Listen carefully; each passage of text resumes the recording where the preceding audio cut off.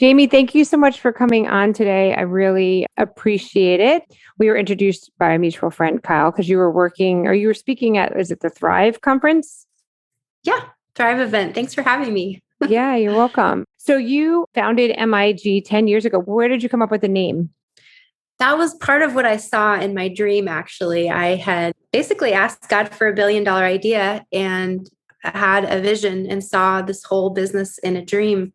And MIG was one of the things that came up out of these botanical oils. And I woke up and knew I was supposed to start a skincare company. So I did.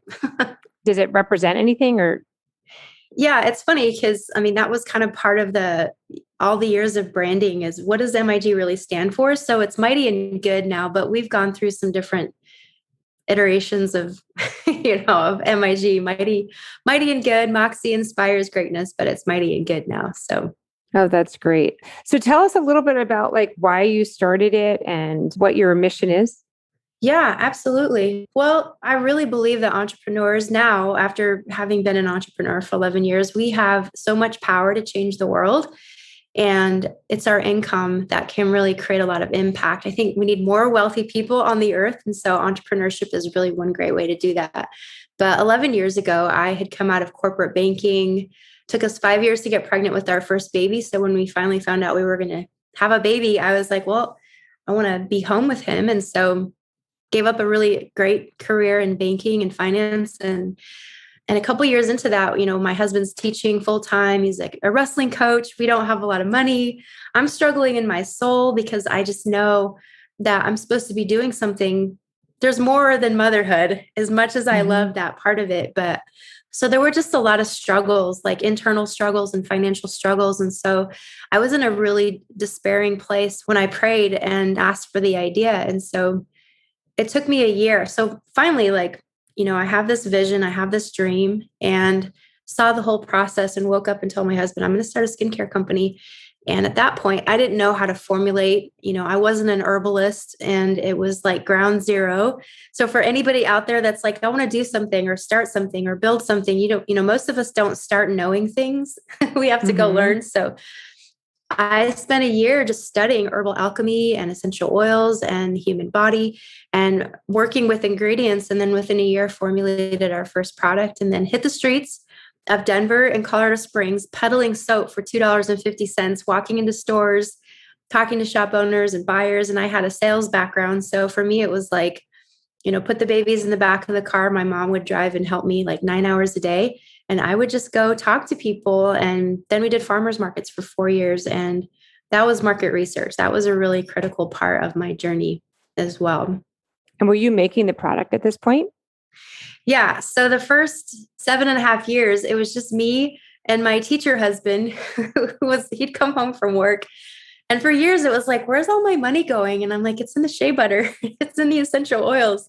But I didn't know how to graphic design anything. So I was on pages, making my own labels and learning everything from scratch. So formulating, making product, labeling product, and we're vertically aligned now. So we actually, as an 8-figure business, we make all of our own products in-house in our own facility, ship all of our own boxes and do everything in-house.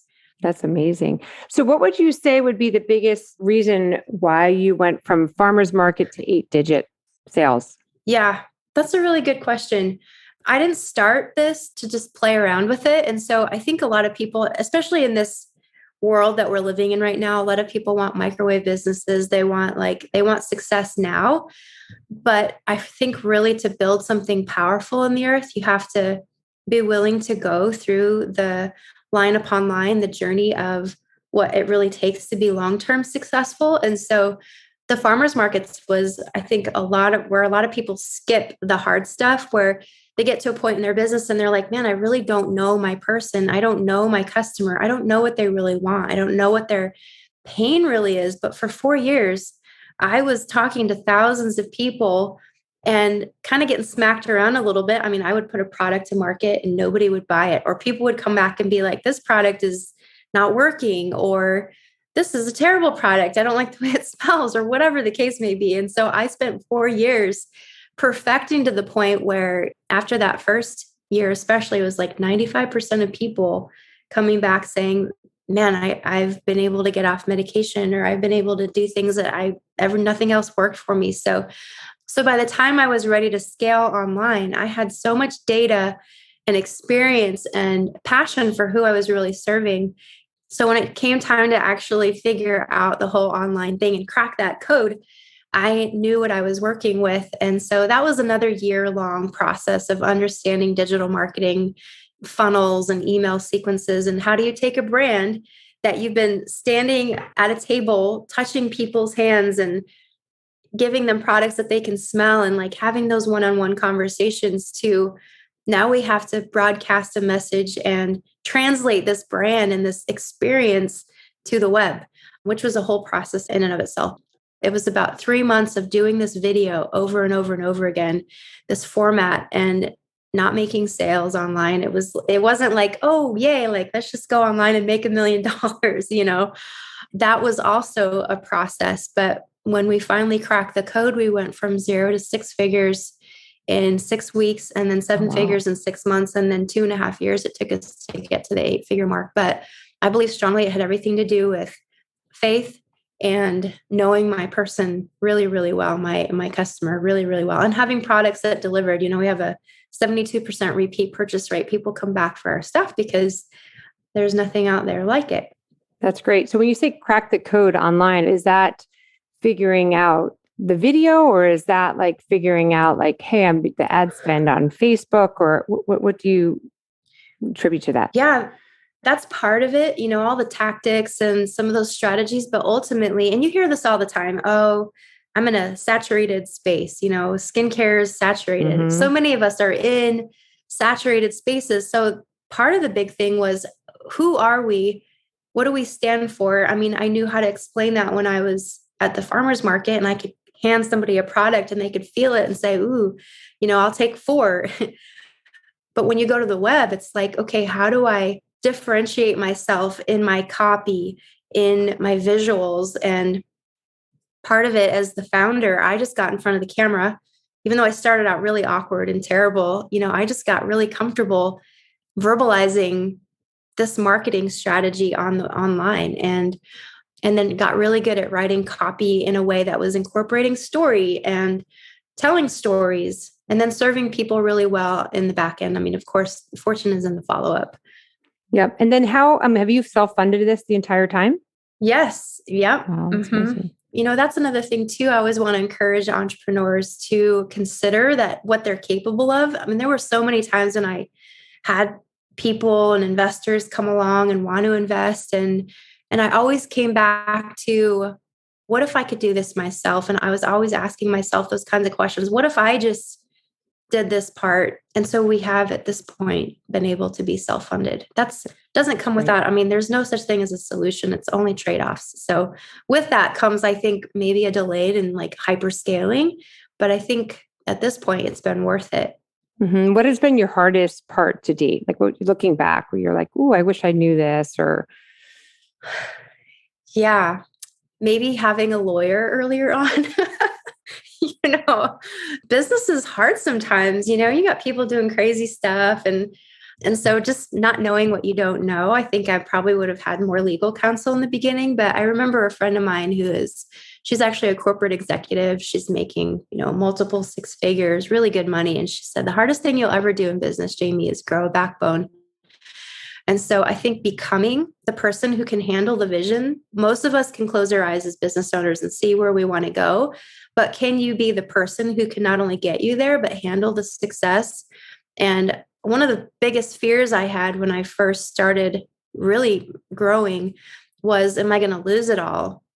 How did I become successful? And so being able to put success into frameworks. And so if I lost it all tomorrow, could I get it all back because of what I know and who I've become? And so I think that changing and being willing to grow backbone and educate yourself and make decisions that would have been really hard a year ago, but now I have to make them because it's do or die. The business is on the line. You've recently transitioned to a direct marketing. Could you talk about that as well? Yeah, absolutely. So for years and years, from the very beginning, I had mentors and teachers and all kinds of people say, Jamie, you should start a multi-level marketing company. And I was like, no way, I am never doing that. Nathan and I had spent, I think, probably more than 10 years in social selling years and years ago when we first got married. And I was like, heck no, I would never associate my brand with that industry. But back in 2019, I was in that place again. I have a very strong like tie to my faith. And so I was just kind of in this state of like, I want to go bigger. I want to make a bigger impact. And I feel like what we're doing right now is great. And we're making good money, but it's not really the thing yet. And so I was in this sort of research process and then just prayer journey again of where do I go next? And felt prompted to start searching out the MLM business model. And so it was 90 days of flying around the country, talking to CEOs, founders of MLMs, logistical companies, and what would this really look like? But what does the industry really stand for? And I picked up a book written by a billionaire who's from Australia. And it was basically this like survey of network marketing. And he's pointing out all the fascinating facts, the fact that it's the most powerful model on the business planet because everyone can win if you do it right. And all the things that would need to change in the industry for it to be really like get back to the purity of what it was founded on.